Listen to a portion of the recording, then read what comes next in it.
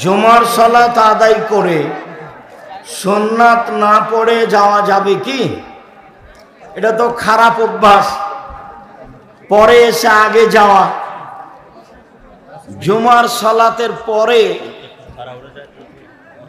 তাড়াহুড়া ট্রেন ছুটে যাচ্ছে, সেটা ভিন্ন কথা। যখন আপনার প্রয়োজন থাকবে, ছোট প্রয়োজনও বড় হয়ে যাবে, কাজেই বড় প্রয়োজন ছাড়া আপনি উঠে যাবেন না। জুমার পরে মসজিদে পড়লে 4 রাকাত পড়বেন, 2 রাকাত 2 রাকাত করে, আর বাড়িতে পড়লে 2 রাকাত পড়বেন। জুমার সালাতের পরে বাড়িতে পড়লে 2 রাকাত পড়বেন, মসজিদে পড়লে 4 রাকাত পড়বেন।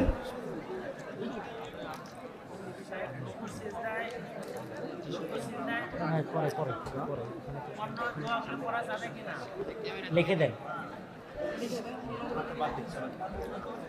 কবর জিয়ারতে কোন দোয়া পড়তে হয়? কবর জিয়ারতে সালাম দেওয়ার পরে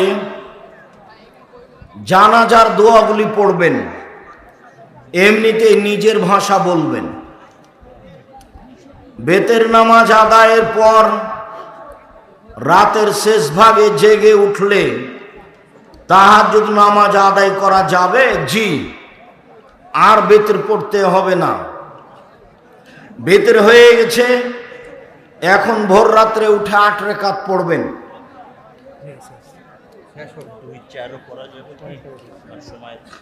সময়ের কারণে 4 রাকাতও পড়তে পারেন, 6 রাকাতও পড়তে পারেন, 2 রাকাতও পড়তে পারেন। তাহাজ্জুদ তাহাজ্জুদ কমসে কম 2 রাকাত, আর নীতিগতভাবে 8 রাকাত। প্রধান অতিথি তৌহিদুল ইসলাম টিটু, এর জন্য দোয়া করবেন।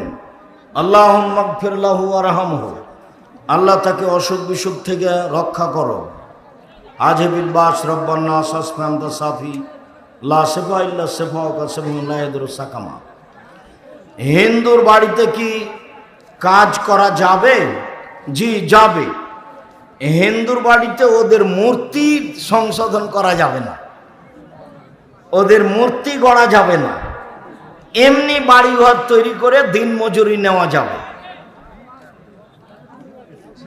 নিজের জন্য কাফনের কাপড়, কবরের উপরের চাটাই কিনে রাখা যাবে কি? ছেলেদের উপরে বিশ্বাস হারিয়ে গেছে নাকি? করতে পারে, করা যায়, কিছু হাদিস বোঝা যায়। মানুষে কি বলবে যে তার ছেলেরা করে দিবে না? এই প্রস্তুতির চেয়ে আস্তাগফিরুল্লাহ ওয়া আতুবু ইলাইহি বেশি বড়, এটাই বেশি কাজ দিবে। ওই প্রস্তুতিতে কি হবে? গ্রামের কেউ না কেউ কাপড় দিবেই। আর কাফনের কাপড় দিয়ে যে আপনি কোনো সফলতা অর্জন করবেন তা না। তাহলে তো কবি নজরুলের কথা ঠিকই আছে যে মসজিদের পাশে কবর দিও ভাই, এই গুনাহগার কবর আজাব হতে পাইবে রেহাই। মুয়াজ্জিনের আজান শুনে তাহলে তো হতোই। কাফন দিয়ে কিছু হবে না, বেশি পড়ে আস্তাগফিরুল্লাহ ওয়া আতুবু ইলাইহি। মসজিদে ভেতরের পশ্চিম দেয়ালে ঘড়ি বা অন্য কিছু লাগানো যাবে কি? জি না, পশ্চিম দেওয়ালে কোনো কিছু রাখা হবে না। যা কিছু রাখতে হবে পূর্ব দেওয়ালে রাখতে হবে। মাহফিল শুরুর আগে যে কোরআন তেলাওয়াত করা হয়, এটা কি জায়েজ? কোরআন তেলাওয়াত করলেও আগে হামদ সালা পড়তে হবে। আলহামদুলিল্লাহ ওয়াহদা ওয়াসসালাতু ওয়াসসালামু আলা মান লা নাবিয়্যা বাদা, এরপরে আউযুবিল্লাহ, এরপরে বিসমিল্লাহ, তাহলে কোরআন পড়তে পারে। আগে আল্লাহর প্রশংসা, তারপর রাসূলের প্রতি দুরূদ, তারপরে কোরআন মাজিদ পড়তে পাবে। সরাসরি আউযুবিল্লাহ বিসমিল্লাহ বলে অনুষ্ঠানের শুরুতে কোরআন মাজিদ পড়া যাবে না। ওস্তাজি, মসজিদের ভিতরে কবর থাকলে কি সালাত হবে? হবে না, একাধিক দিনের বলা কথা। মসজিদের সামনে কবর থাকলে কোনো সমস্যা আছে? মসজিদের সামনে মানে পূর্ব দিকে, পশ্চিম দিকে থাকলে প্রাচীর দিয়ে ঘিরে দিতে হবে, ভিন্ন করতে হবে। আর যদি প্রাচীর দেওয়া না থাকে তাহলে মসজিদ সরাতে হবে, মসজিদ ভেঙে দিতে হবে, না হলে কবর সরাতে হবে। যে কোনো একটা পথে যেতেই হবে। অন্যের জমি জবরদখল করে বাড়িঘর করিয়া আছে অনেক অনেক দিন হলো, পরকালে তাদের কি শাস্তি হবে? তারা জালেম, ওদের বিচার পরে হবে। তোমার কথা ঠিক হলে তারা বিপদে আছে, ছেলে মেয়ে সবাই। জালেমের বিচার পরে হবে। একদিন যদি লেট হয় তাহলে 50,000 বছর, আর 3 দিন লেট হলে 1.5 লক্ষ বছর। যারা জাকাত দেয় না তারা জালেম, ওদের বিচার পরে হবে। ঘটকালি করে টাকা নেওয়া হালাল না হারাম? ঘটকালিতে মানুষের কিছু সুবিধা হয়, প্রতারণা না থাকে যদি, আর ওরা যদি স্বইচ্ছে কিছু দেয় তাহলে নেওয়া যাবে। কিন্তু রূপক কথা বলে সংসার জড়ালে এ হবে প্রতারক, সবই হারাম। তার নিজের কাজটা নিজে সব কিছুই হারাম। শায়েখ, আমার স্বামী চাকরি করে যে টাকা দেয় তা দিয়ে আমার বাচ্চা সহ মোটামুটি চলে। প্রশ্ন হলো, আমি ফুল পর্দা করে শহর থেকে কাপড় এনে গ্রামের বাড়ি থেকে মহিলাদের কাছে বিক্রয় করেন। যদি মনে করেন যে আমার পর্দার কোনো সমস্যা নেই, করেন, সমস্যা নেই। মহিলাদের কাছে আপনি কাপড় বিক্রি করেন। মসজিদের টাকা গ্রামবাসীকে খাওয়ানো যাবে কি? মসজিদের টাকা কি আর গ্রামবাসীকে খাওয়ানো যায়? এত বড় হারাম কাজ করা যায়? মসজিদের টাকা মাদ্রাসায় লাগানো যাবে না, মাদ্রাসার টাকা মসজিদে লাগানো যাবে। মসজিদের টাকা হচ্ছে মান সম্মানে সবচেয়ে উপরে। কাজে মসজিদের টাকা যদি ওর গ্রামে জায়গা না লাগে মসজিদের টাকা, তাহলে ওই টাকা অন্য গ্রামে অন্য মসজিদে লাগাতে হবে। মসজিদের টাকা মাদ্রাসায় লাগানো যাবে না, মাদ্রাসার টাকা মসজিদে লাগানো যাবে। কেন? তখন টাকাটা আর একটা মান বেড়ে গেছে। আর মসজিদের টাকা নিচের দিকে নিয়ে গেলে মসজিদের টাকার মান কি হলো? কমে গেল। কোনো জায়গায় যদি মসজিদ নষ্ট হয়ে গিয়ে জমি পড়ে থাকে, ওই জমি বিক্রি করে ওই টাকা অন্য মসজিদে লাগাতে হবে। শায়েখ, হাদিসে বর্ণিত ফরজ সালাতের পর দোয়া ও জিকিরগুলো যদি আমি ফরজ সুন্নাত এবং বিতির নামাজ শেষ করে পড়ি, সেক্ষেত্রে পড়েন, সমস্যা নেই। আর ও বই পুস্তক সব ডান দিকে আছে, কেউ খালি যাবেন না। হাত তুলে দোয়া করার বইটা নিয়ে যাবেন, সলাতের উপরে বইটা নিয়ে যাবেন। আর আজকের আলোচনা যেটা করছিলাম উপদেশ বইয়ে, আর পত্রিকা ছাড়া কেউ যাবেন না। 30 টাকা যেন আপনার কাছে ভারী মনে না হয়। জামিয়া সালাফিয়া আমি আমার প্রতিষ্ঠান মনে করি না, আপনার নিজের প্রতিষ্ঠান, নিজে মূল্যায়ন করবেন। শায়েখ একজন মুসলমান, সালাত আদায় করে না, কিন্তু এখন সে পরিপূর্ণভাবে ইসলামের পথে ফিরে আসতে চায়। সালাত দিয়েই তো আশাটা বোঝা যাবে। তো একজন অমুসলিম না, কিভাবে আসবে, কিভাবে শুরু করবে? ও আগে কালেমা পড়তে হবে। কোনো আলেমের হাতে হাত রেখে আশহাদু আল্লা ইলাহা ইল্লাল্লাহ ও আশহাদু আন্না মুহাম্মদ রাসূলুল্লাহ পড়ে সালাত শুরু করতে হবে। শরীয়ত, তরিকত, হাকিকত এবং মারেফত এগুলো আমরা বিভিন্ন বক্তার মুখে শুনি। এই বক্তব্য শোনাও হারাম, ওই বক্তার পিছনে সময় দেওয়াও হারাম। তাদের সহযোগিতা করা হারাম, তাদের সম্মান করা হারাম। এগুলো ধর্ম ধ্বংসের বড় বড় মাধ্যম।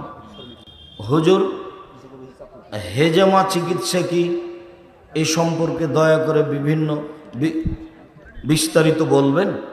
হেজামা একটা ভালো চিকিৎসা, সেটার নাম জামিয়া সালাফিয়া। সাহাবী তাবিদের নীতিতে গড়ে ওঠা যেখানে কোনো দল থাকবে না, যেখানে কোনো সংগঠন থাকবে না, যেখানে কোনো বদনাম থাকবে না, যেখানে কোনো গীবত থাকবে না। কোনো দিন জামিয়া সালাফের কোনো অফিসে কেউ কারো বদনাম করতে পারবে না, ওই নিয়ে কেউ গল্প করতে পারবে না, কারো পড়া চলবে না ওই এতে অফিসে।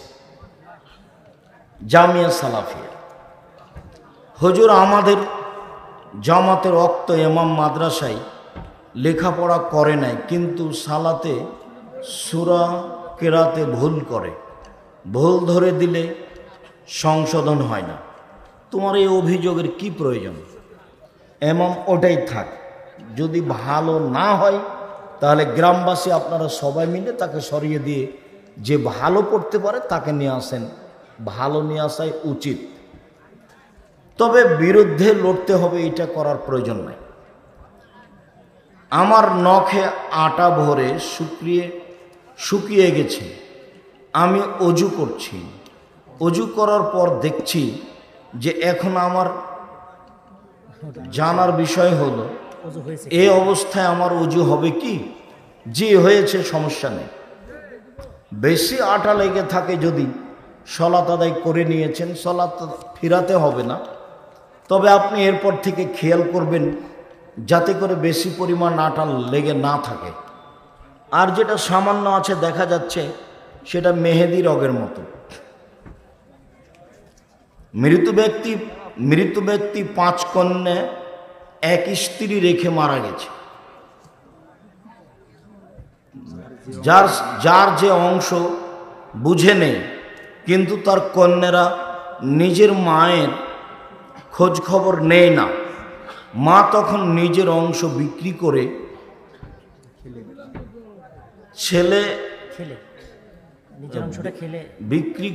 তুমি বিক্রি করতে পাবেন না, এ কথা নয়।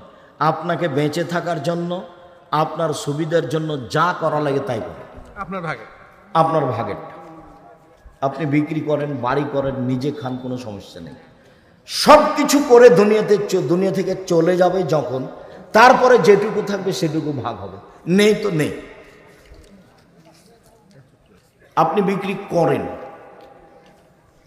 15 বছর আগে জমি বিক্রির কথা বলে টাকা নিয়েছে, এখনো দলিল করে দেয় না। গ্রামের লোককে নিয়ে বসে করতে হবে, দলিল করে দিবে না কেন? এটা তো একটা, তোমার কথা সত্য হলে তার এই নোংরামির কারণ কি? কেন সে অন্যায় করবে? হঠাৎ করে মরে গেলে আপনার কি হবে? আপনি যে টাকা নিয়ে রেখেছেন। আমি যৌতুক নিয়ে বিবাহ করেছি, যৌতুক ফেরত দিতে পারিনি, এখন আমার ইবাদত কবুল হবে কি? না, টাকা হারাম আছে, ফেরত দাও। তোমার শ্বশুরকে বলো আমি ধীরে ধীরে দিব, কি সমস্যা সেটা পেশ করো, টাকা ফেরত দিতেই হবে, আপোষ নেই। ওস্তাদজি আসসালামু আলাইকুম, আমার একটা প্রশ্ন আছে। আমার ভাই বোন আত্মীয় স্বজন সবাই ঋণগ্রস্ত, কিস্তিতে টাকা উত্তোলন করেছে, তাদেরকে দাওয়াত দেওয়া বা তাদের বাড়িতে দাওয়াত খাওয়া যাবে কি? আপনি দাওয়াত দেন, আপনার বাড়িতে খেয়ে যাক, আপনি খেতে যেতে পাবেন না, আপনি ওদের বাড়িতে খেতে যেতে পাবেন না। আর কিস্তিতে যারা টাকা তুলেছে তাদেরকে একদিন বাড়িও বিক্রি করতে হবে কিস্তি পরিশোধ করতে। কিস্তির শেষ পরিণাম নিঃস্ব, কিস্তির শেষ পরিণাম ফকির, প্রায়ই তাই হবে, প্রায়। খুতবার আজান মাইকে দেওয়া যাবে কি? দিতে পারে। খুতবার আজান মাইকে না দেওয়াই ভালো, দিতে পারে। আজান জোরে বাহিরে যাবে, এটাই ঠিক। 2 আজান নয়, 1 আজান দিবেন। শেখ আমি পর্দা করি, যারা সালাত আদায় করে না এবং শিরক বেদাতে লিপ্ত, তাদের সাথে দেখা করা যাবে কি? করতে পারে। যারা অমুসলিম নারী তাদের থেকে বেঁচে থাকবেন, বা যারা হিজড়া নারী তাদের থেকে বেঁচে থাকবেন। মুসলিম মহিলা সালাত আদায় করে না, আপনার সাথে দেখা করতে পারে, সমস্যা নেই। সালাত আদায় করে না আর সালাতকে অস্বীকার করে, দুটো এক নয়। শয়তানি করে না, মাঝে মধ্যে করে। একটা হলো অস্বীকার করা, আর একটা হলো করে না, দুটো এক নয়। রুকু সিজদার তাসবিহ ছাড়া অন্য দোয়া পড়া যাবে কি না?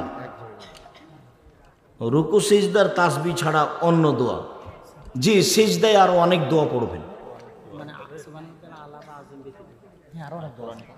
আরো দোয়া হবে, কিন্তু কোরআন মাজিদ পড়া যাবে না রুকু সিজদায়। কোরআনের দোয়াগুলো বলা যাবে না রুকু সিজদায়। রুকু সিজদায় হাদিসের দোয়া পড়বেন। সালাম ফিরার বৈঠকে কোরআনের দোয়া পড়বেন, রব্বানা আতিনা ফিদ দুনিয়া হাসানা।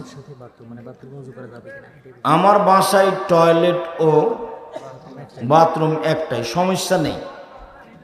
আপনি বসার সময় দোয়া পড়ে বসবেন, উঠে গেলেন দোয়া পড়ে, এখন আপনি ফ্রি। আপনার টয়লেটটা তো আপনার যে ঘরে তার চেয়ে সুন্দর হয়ে আছে। টয়লেট মানেই সেখানে ইবাদত করা যাবে না, তাসবিহ তাহলিল করা যাবে না, এ কথা নয়। পেশাব পায়খানা চলাকালীন ইবাদত করা যাবে না, এইটা নিষেধ। দোয়া পড়ে বসেছেন, দোয়া পড়ে উঠে গেলেন, এখন আপনি ফ্রি। আপনি এখন দোয়া পড়ে ওযু শুরু করেন। ছেলে মেয়ে থাকাকালীন স্ত্রীকে জমি লিখে দেওয়া যাবে? জি না। জমি লিখে দিলে অংশহারে দিতে হবে, তাছাড়া দিয়ে থাকলে ফেরত নিতে হবে। আল্লাহ রসুল শক্তভাবে না করেছেন। শুকরিয়া, জাযাকুমুল্লাহ খায়র।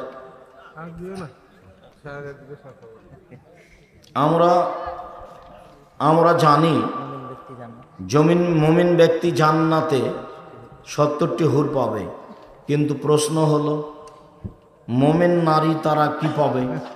মুমিন নারীর যা প্রয়োজন তাই পাবে। মা তাস্তাহি আনফুসুকুম, জান্নাত হলো তোমার আত্মা যা চাই সেটাই জান্নাত। জান্নাতে যদি কোনো ঘাটতি থাকে তার নাম জান্নাত নয়। জান্নাতে যদি মানুষের কোনো প্রয়োজন থাকে সেটা পূর্ণ হলো না, তাহলে আল্লাহর কাজ দুর্বল, যেটা আপনি ভাবতে পারবেন না। আল্লাহ বলেছেন হাদিসে কুদসি, জান্নাত এমন কিছু যেটা মানুষ কোনোদিন চোখে দেখেনি, জান্নাত এমন কিছু যেটা মানুষ কোনোদিন কানে শোনেনি, জান্নাত এমন কিছু যেটা মানুষের অন্তর কোনোদিন ভাবেনি। হাদিস বুখারী মুসলিম, হাদিসে কুদসি। জান্নাত ভিন্ন জিনিস।